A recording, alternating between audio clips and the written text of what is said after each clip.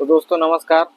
आज हमारे पास एक क्राउन कंपनी का 14 इंच CRT टीवी आया है रिपेयरिंग के लिए। तो इसका इंडिकेटर तो जल रहा है और ये थोड़ा बिलिंग कर रहा है। तो इसमें कुछ धड़कन जैसी धक धक की आवाज़ आ रही है। मैं माइक से सुनाने की कोशिश करूँगा। तो यहाँ पे मैं माइक लगाता हूँ इसके स्पीकर पर।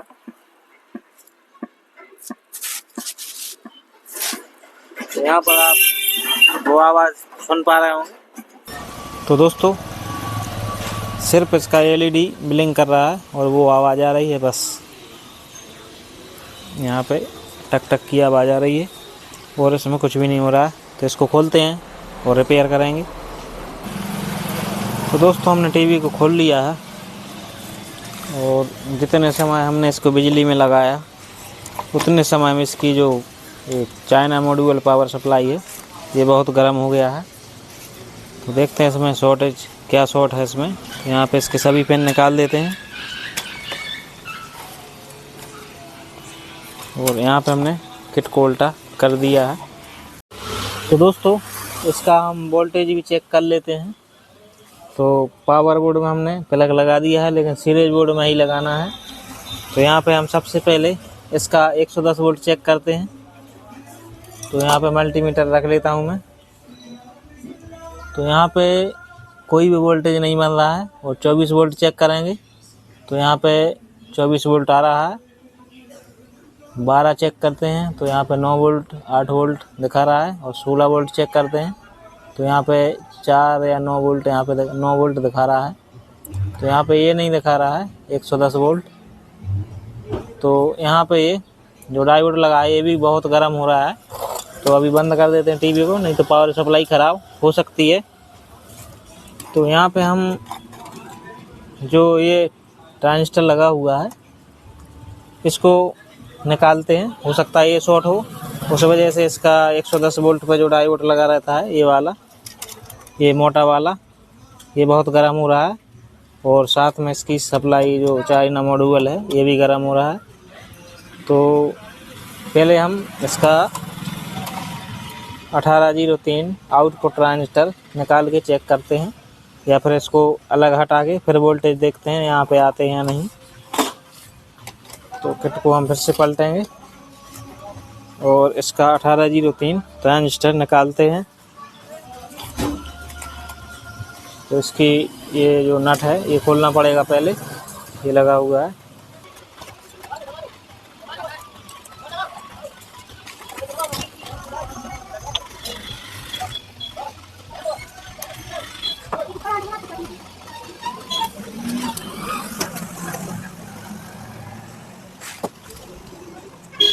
तो दोस्तों हमने यहाँ पे इसको निकाल लिया है।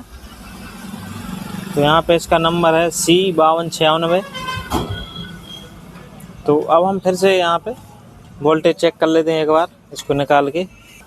तो मैंने इसका पावर बोर्ड में प्लग लगा दिया है और फिर से हम यहाँ पे वोल्टेज चेक करेंगे।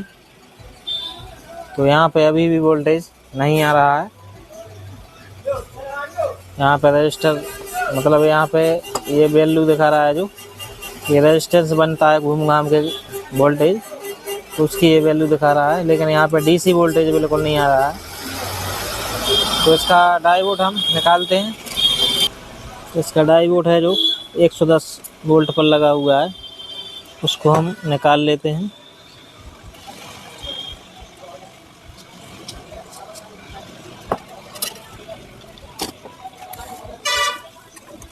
यहाँ पे हम प्लायर की मदद से इसको खींच लेते हैं।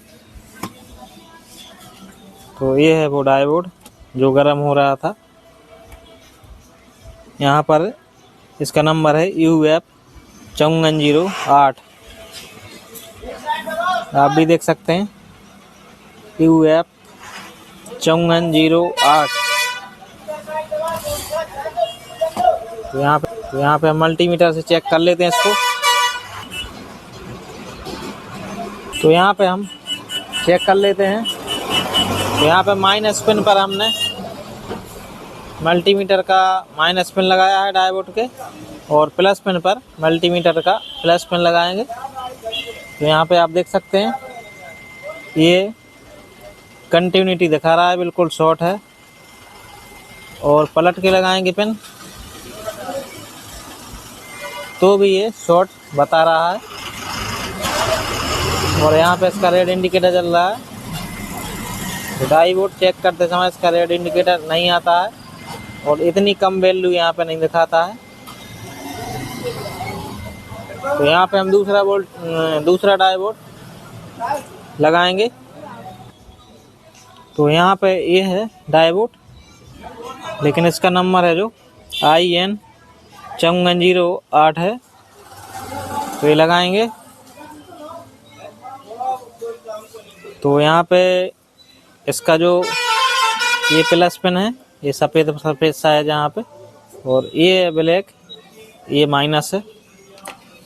तो इसको हम इस तरीके से मोड़ लेते हैं और यहाँ पे हम ये लगाएंगे। तो यहाँ पर भी इसका एरो का निशान रहता है, यहाँ पे निशान बना हुआ है। तो जिस तरफ एरो का निशान है वो प्लस है, ये प्लस है, इस तरफ ये है माइनस। तो इसको इस तरीके से लगाते हैं। ये प्लस है तो प्लस की तरफ करेंगे। तो यहाँ पे हम ये लगा देते हैं।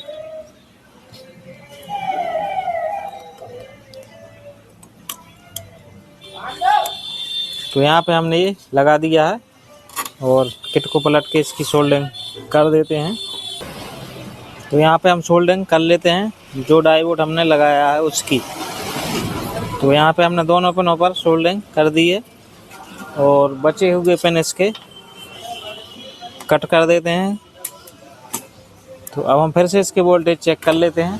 तो हमने प्लग लगा दिया है इसका पावर बोर्ड में और यहाँ पे अब हम चेक कर लेते हैं इसका वोल्टेज। तो यहाँ पे हमने माइनस पिन ग्राउंड पे लगाया और यहाँ पर डाई वोल्ट के प्लस पर चेक करेंगे।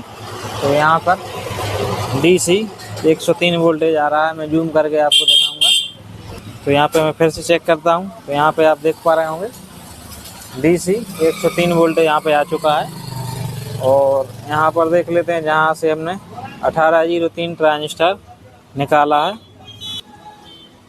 तो अब हम यहाँ पे 110 वोल्ट चेक कर लेते हैं। तो यहाँ पे 102 वोल्ट आ रहा है। तो इसको पावर सप्लाई से घटा बढ़ा सकते हैं जब ज़रूरत जैसी हो। तो यहाँ पे वोल्टेज आ चुका है। और अब हम ये जो ट्रांजिस्टर है ये भी चेक कर लेते हैं। तो यहाँ पे हम ट्रांजिस्टर चेक कर लेते हैं। तो यहाँ पर पहली पिन पर हमने मल्टीमीटर की नेगेटिव पिन लगाई और दूसरी से चेक करेंगे। तो यहाँ पे कंटिन्यूटी नहीं आ रही है और इस पे आ रही है 64 के ओम्स या 63। तो यहाँ पर पलट के हम चेक करते हैं। तो इस पिन पर कंटिन्यूटी आ रही है M ओम्स में और इस पर देखते हैं, इस पर वही 63 या 64 आ रही है। तो ये सही है।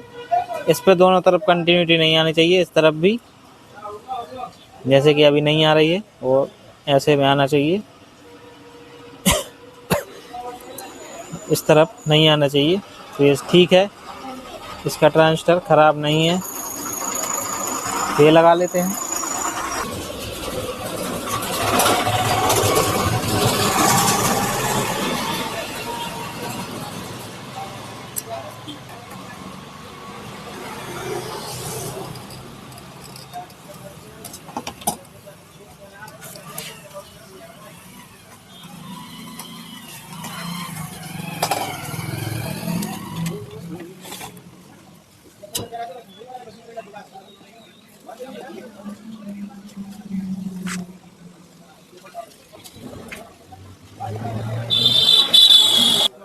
तो दोस्तों हमने यहाँ पे ट्रांजिस्टर लगा दिया है और सोल्डरिंग भी कर दी है। तो दोस्तों अब हम इसका पावर बोर्ड में प्लग लगाते हैं सीरीज बोर्ड में और देखते हैं। तो दोस्तों यहाँ पे सीरीज का बल्ब है जो वो बिलिंग कर रहा है, मैं दिखाता हूँ। मैं अब लगाऊंगा इसको पावर बोर्ड में फिर से। तो यहाँ पे हमने 200 वाट की सीरीज में प्लग लगा दिया है और ये इस टाइप से ब्लिंक कर रहा है बल्ब। अगर लगा के रखेंगे तो फिर से वो डायोड या कुछ भी हो जाएगा। यहाँ पे आप देख पाएंगे इसमें कुछ फूट गया है। ये जो कैपेसिटर है ये फट गया, ये वाला कैपेसिटर फट चुका है और यहाँ पे ये वाला ही फूल गया है। तो दोस्तों इसका जो है 110 वोल्ट शॉर्ट हो रहा है कहीं भी। तो यहाँ पे मैंने ये 180 वोल्ट पर जो डायोड लगा होता है ये भी चेक कर लिया है, लेकिन ये सही है। ये प्रॉब्लम उससे भी हो जाती है जब ये डायोड शॉर्ट हो जाता है, तो भी सीरीज का बल्ब है जो ब्लिंक करता है और इसकी जो पावर सप्लाई है वो गर्म होती है। तो अब हम एक ही काम कर सकते हैं कि इसकी जो EST है इसका ही फॉल्ट हो सकता है। और इसमें मैंने सब कुछ चेक कर लिया है, वोल्टेज बराबर बन रहे थे, लेकिन पता नहीं है कैपेसिटर यहाँ का क्यों फट गया था। तो अभी हम फ़िलहाल इसकी EST निकालते हैं और चेंज करते हैं।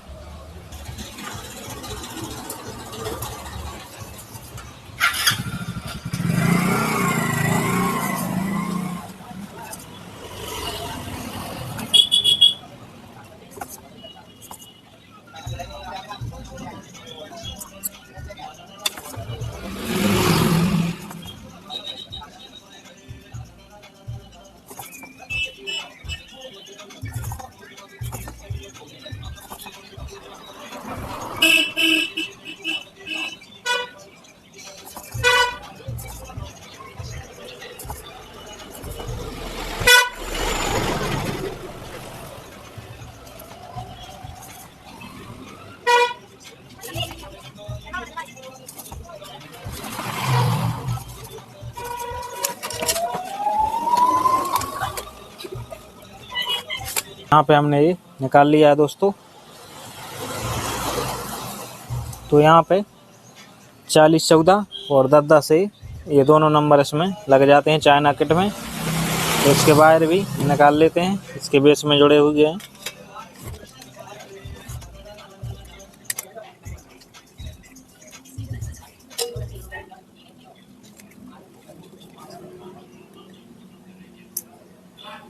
तो यहाँ पे हमने वायर निकाल दिए हैं और यहाँ पे हम दूसरी EST लगाएंगे। तो दोस्तों ये हमारे पास सेकंड EST जिसका नंबर है 1010A।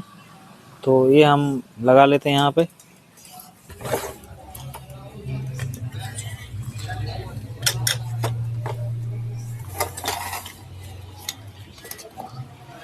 तो यहाँ पे सोल्डरिंग इसकी कर लेते हैं अच्छे से।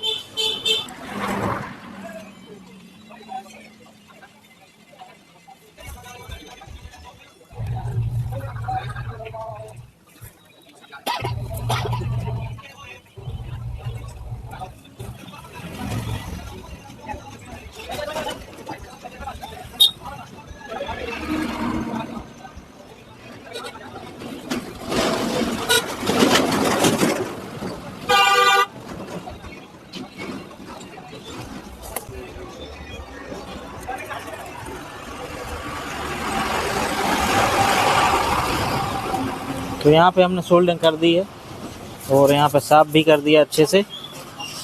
और हम चालू करके देख लेते हैं टीवी को। तो इसका प्लग हम पावर बोर्ड में लगाते हैं। तो यहाँ पे हम टेस्ट कर लेते हैं EST को, ये काम कर रही है नहीं। लेकिन ये आप ना करें जो मैं कर रहा हूँ, ये ख़तरनाक साबित हो सकता है, आप देख पा रहे होंगे। तो यहाँ पे EST बन रही है, तो इस तरीके से EST चेक हो जाती है, लेकिन आप ऐसा ना करें। तो यहाँ पे मैंने बंद कर दिया है टीवी को और यहाँ पे हम सभी पिन लगा लेते हैं। इसके ये वायर लगा लेते हैं EST के बेस में।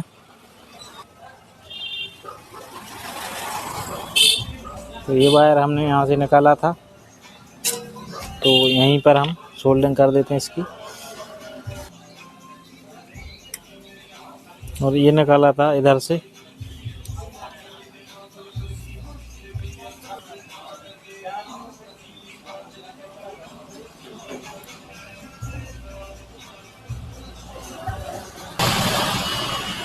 अब यहाँ पे हमने ये बेस लगा दिया है और इसका EST कैप है जो पिक्चर में हम लगाएंगे। तो इसको पिक्चर में कैसे लगाते हैं मैं बता देता हूँ आपको। ये जो लॉक होते हैं यहाँ पर डबल लॉक होता है, एक ये है और एक ये है। तो ये अंदर फैल जाते हैं तो लॉक हो जाता है। तो यहाँ पे इस तरीके से ये लगाएंगे। पहले उस तरफ का लॉक फंसा लेते हैं हम और दूसरा ऐसा करके ऐसा छोड़ देते हैं तो अंदर लॉक हो जाता है। और इसको दबा के ऐसा कर देते हैं तो ये अच्छे से यहाँ पे फिटिंग हो जाता है। और अब हम टीवी को चेक करेंगे। तो अभी मैंने ये यूक कॉइल का जो रेड पेन है ये नहीं लगाया था, तो ये लगा देते हैं। ये ज़रूरत अनुसार लगाया जाता है, यहाँ ज़रूरत पड़ती है तो इस पिन पर लगा देते हैं, नहीं तो ये सारी और पिन हैं 4-5 पिन, इस पे करके देख लेते हैं। तो दोस्तों टीवी की हमने फिटिंग कर ली है और ऑडियो वीडियो लीड भी लगा दिया है। तो यहाँ पे वीडियो ऑडियो अच्छे से आ रहा है और ये अच्छे से वर्क कर रही है।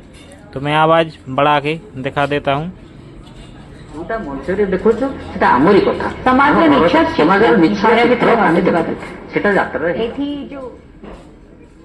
तो दोस्तों आपको ये वीडियो कैसा लगा? वीडियो अच्छा लगा हो तो लाइक शेयर करें और हमारे चैनल पर अगर नए हैं तो चैनल को सब्सक्राइब करें, साथ ही बेल नोटिफिकेशन को ऑल पर टैप करें ताकि आपको आने वाले सभी वीडियो का नोटिफिकेशन मिलता रहे।